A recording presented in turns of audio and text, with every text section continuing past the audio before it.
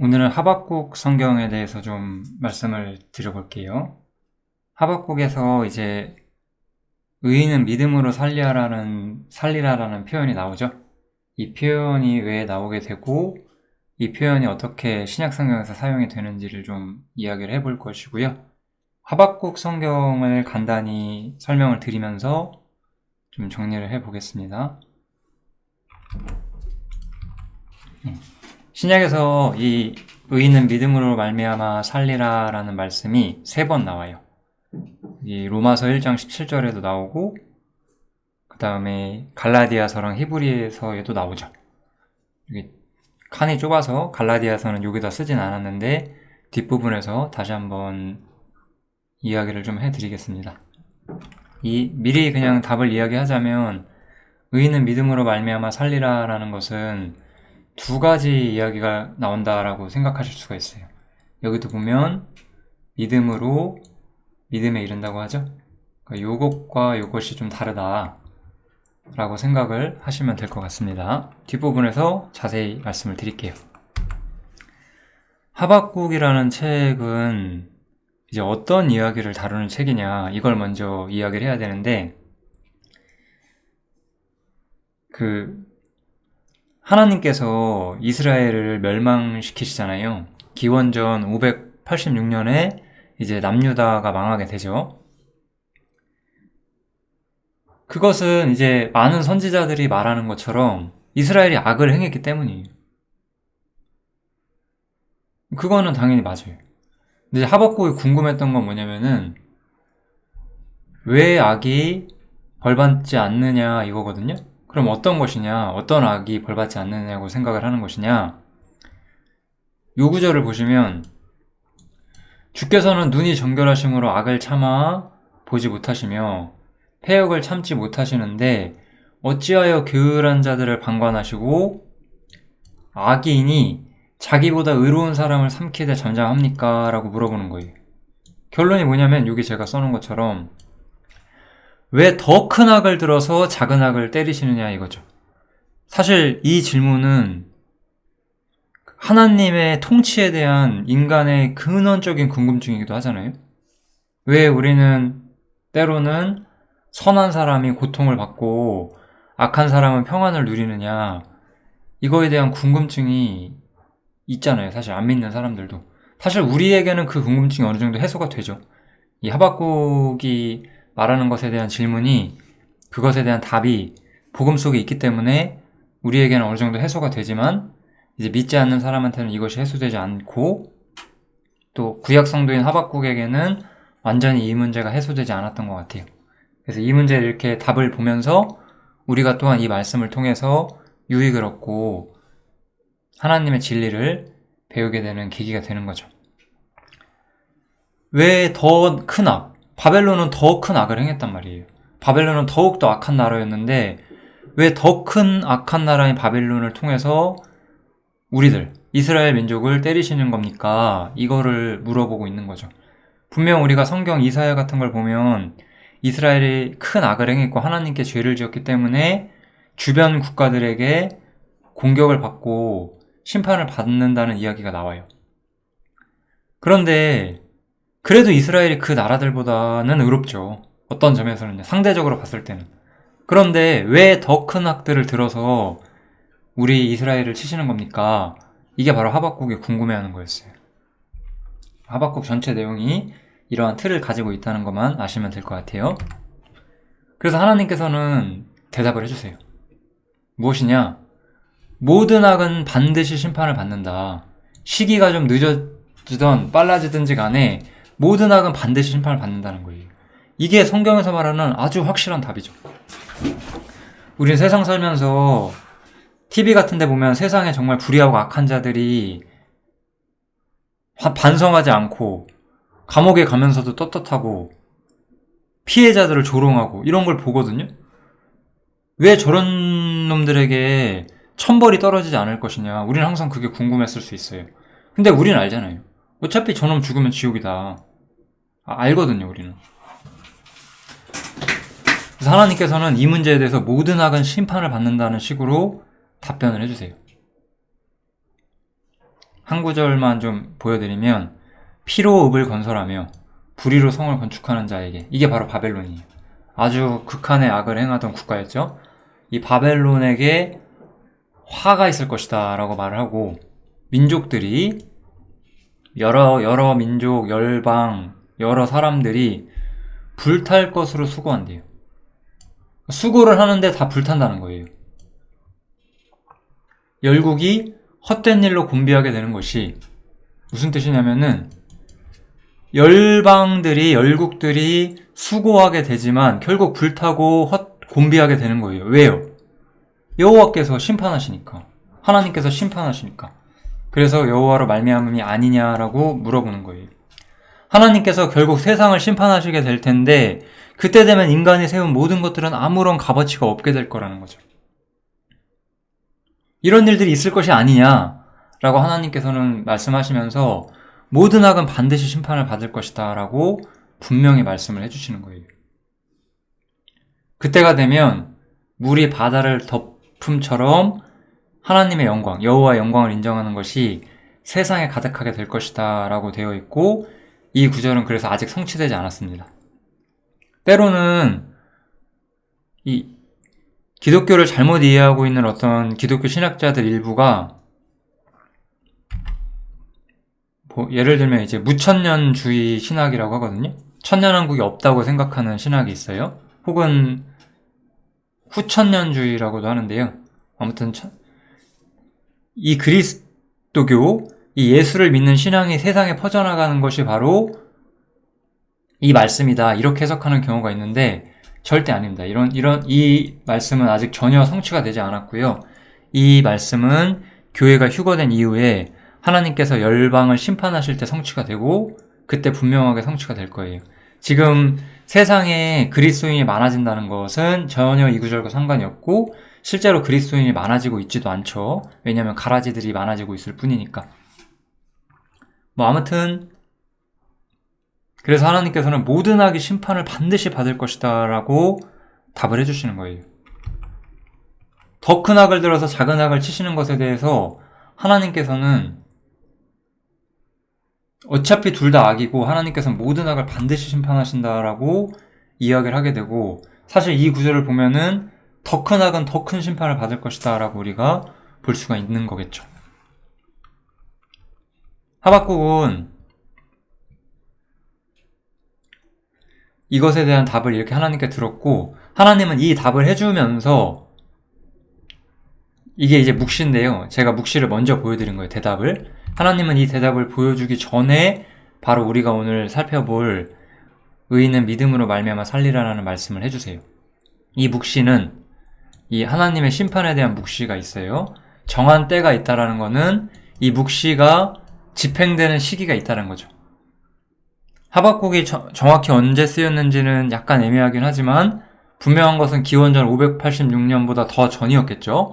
기원전 586년보다 더 전, 이스라엘이 망하기 전이라고 볼 수가 있을 것 같고,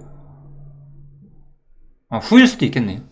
후라고 봐도 될 것 같습니다. 이건 나중에 제가 한번 찾아봐도 될 것 같고, 중요한 것은 확실히 바벨론이 망하기 전이라는 것은 확실하죠. 왜냐하면 바벨론이 저렇게 악을 행하는 것이 용납됩니까? 이걸 물어보는 거기 때문에 최소한 바벨론이 망하기보다는 확실히 전이다라고 우리가 볼 수가 있고요. 그러나 정한 때가 있다. 바벨론은 기원전 539년에 멸망하게 되는데, 그러니까 반드시 이 심판이 임하는 때가 있다. 그 종말은 속히 이른다. 하나님한테 50년은 시간도 아니거든요. 주께서는 하루가 1000년 같으신 분이기 때문에, 또한 1000년이 하루 같으신 분이죠. 그렇기 때문에 인간에게 몇십 년이 주님에게는 긴 시간이 아닙니다. 결코 거짓되지 않고 더딜지라도 기다리라. 지체되지 않고 정령할 것이다 라고 말씀을 해주세요. 지체하는 심판에 대해서 하박국은 이 부분을 느끼게 된 것이고요. 하나님은 이렇게 심판을 성도가 기다리는 이야기를 해주시면서, 여기서 그의 마음은 교만하며 그의 속에서 정직하지 못하다는 그는 그 바벨론을 말하는 겁니다. 그래서 이렇게 바벨론에게 심판이 임할 것이다. 반드시 기다려라 너는. 그렇지만 의인은 그러한 믿음 속에서 살아가게 될 것이다 라고 이야기를 해주는 거죠. 이 이야기는 여기서는 사실 이 이야기가 정확히 무엇을 의미하는지가 사실 분명하지 않다고 저는 생각하거든요. 그런데 사도 바울은 이 의인으로 말미암아 살리라라는 말씀이 어떤 뜻인지를 두 가지로 우리한테 설명을 해줍니다. 아마 그 부분을 우리가 마지막으로 보고 정리를 하게 될 것 같아요. 이 의인은 믿음으로 말미암아 살리라라는 이야기. 아무튼 그 이야기는 마지막에 하기로 했죠. 하박국이 이 바벨론에 대한 심판이 반드시 임할 것을 들은 다음에 하나님께 기도와 찬송을 드리게 돼요. 자신이 궁금해했던 것에 대한 답을 받았기 때문에 그냥 문득 그런 생각이 드네요. 우리가 신앙생활 하다 보면 내가 뭔가 모르는 게 있어요. 때가 되면 하나님이 가르쳐 주시거든요. 그런 부분이 열렸을 때 그 부분에 대해서 기도하고 그 부분을 열어주신 하나님께 대해서 찬양하는 것이 참 좋겠다. 그런 생각이 문득 드네요. 아무튼 주님께서 이 계시를 하박국에게 주었을 때 하박국은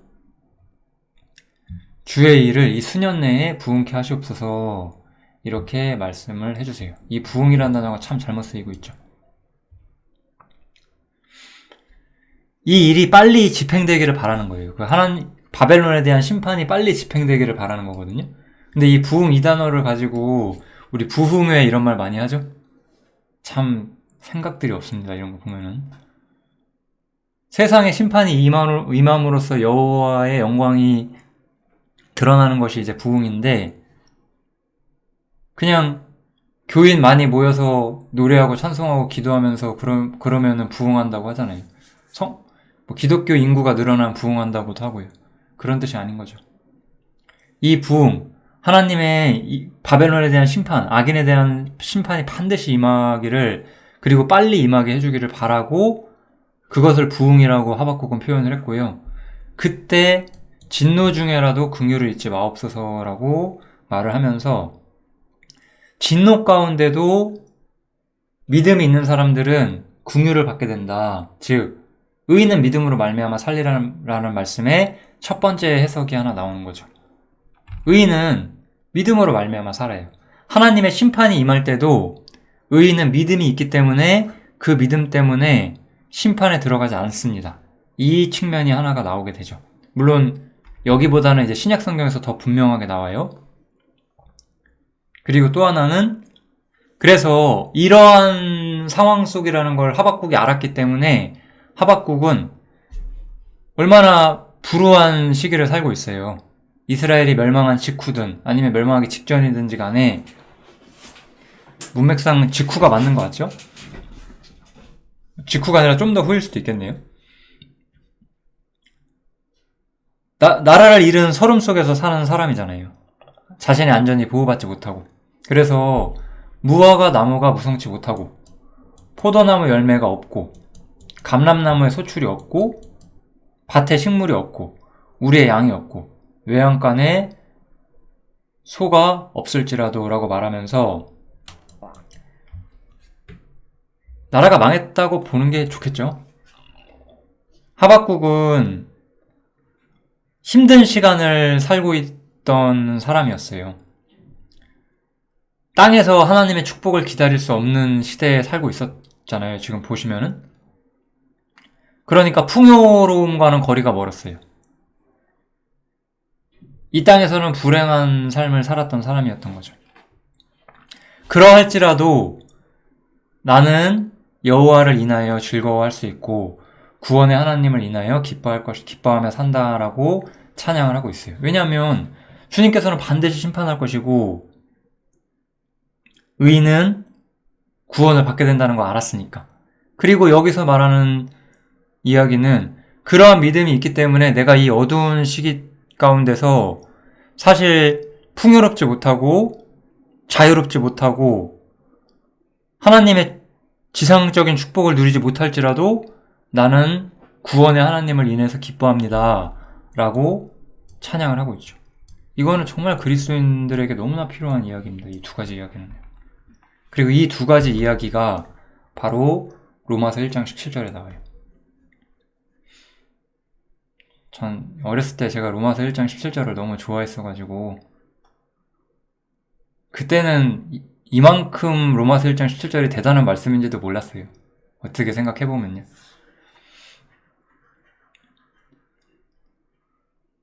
정말 좋습니다. 아무튼 로마서 10장 17절이.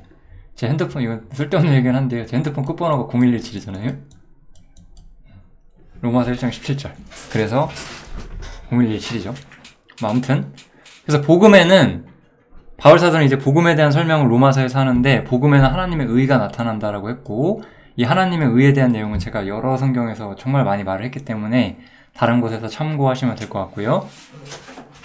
그렇기 때문에 믿음으로 믿음에 이르게 한다라고 표현을 해줘요. 믿음으로 믿음에 이르게 한다. 그러면서 오직 의는 믿음으로 말미암아 살리람과 같으니라 라고 말하죠. 이 첫 번째 믿음은 뭐예요?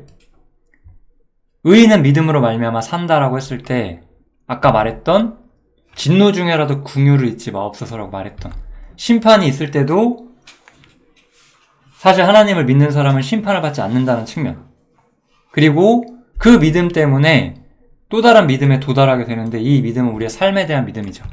우리에게 우리의 양이 없고 외양간에 소가 없고 밭에 소출이 없을지라도 나는 구원의 하나님을 인하여 기뻐하고 우리의 삶을 살아갈 수 있는 믿음, 이것이 가능하게 한다는 거예요. 복음에는 하나님의 의가 있기 때문에 죄에 대한 하나님의 심판과 의인에 대한 하나님의 완전한 보호 같은 것들이 다 복음 속에 나타나기 때문에 믿음에서 믿음에 이르게 한다라고 말하면서 이 하박국 구절을 인용하는 거죠. 그래서 하박국 구절에는 두 가지 믿음이 나타난다고 볼 수가 있고 이 두 가지 믿음이 하나는 우리가 의롭게 되는 문제를 다루고 또 하나는 우리의 삶에 대한 문제를 다룬다는 것은 다른 두 개의 신약 성경을 살펴보면 더욱더 명확해집니다. 이 의인이 믿음으로 말미암아 살리라라는 말씀을 갈라디아서 3장하고 히브리서 10장에 나오죠. 근데 이 위에 제가 갈라디아서인데요. 갈라디아서 한번 봐보시면 하나님 앞에서 아무나 율법으로 말미암아 의롭게 되지 못할 것이 분명하니 이는 의인이 믿음으로 말미암아 살리라 하였음이니라 라고 하면서 의롭게 되는 것이 율법이 아니다라는 측면을 분명하게 말해주고 있죠. 첫 번째 믿음이 로마서에서 말하는. 두 번째 믿음, 믿음으로 말미암아 믿음에 이르게 하는. 하박국으로 치면은 밭에 소출이 없어도 여호와로 말미암아 구원의 하나님으로 말미암아 즐거워할 수 있는 그 믿음, 그것을 말하면서 히브리서 10장에서는 이 이야기를 하죠. 잠시 잠깐 오면 오실 이가 오시리니 지체하지 아니하시리라. 오직 나의 의인은 믿음으로 말미암아 살리라 라고 말하면서 또한 뒤로 물러가면 내 마음이 저를 기뻐하지 않을 것이다 라고 말하면서 이 어려운 시기에 하나님의 보호와 하나님을 향한 신앙을 버리지 않고 뒤로 물러나서 침륜에 빠지지 않게 하기 위해서 하나님을 항상 의지하는 법을 가르치기 위해서 바울사도는 이 의인은 믿음으로 말미암아 살리라는 구절을 한 번 더 사용을 하게 됩니다. 그래서 이 갈라디아서와 히브리서에서 하나는 우리가 의롭게 되는 것, 그 다음에 의인으로서 이 황폐한 세계, 하나님을 모르는 세상 속에서 믿음으로 살아가는 것에 대해서 갈라디아서와 히브리서에서 각각 이야기를 해주고 로마서 1장 17절은 그냥 전체 복음에 대한 개관으로서 복음에 하나님의 의가 나타나서 믿음으로 믿음에 이르게 한다 이렇게 이야기를 해줍니다. 이렇게까지 하면 의인은 믿음으로 말미암아 살리라라는 구절은 적당히 설명을 해드린 것 같아요. 성경 개관적인 측면이 가깝고요. 하나님을 향한 믿음을 더 키워나가시기를 기도하도록 하겠습니다. 의인은 믿음으로 말미암아 살리라. 여기까지 하겠습니다. 감사합니다.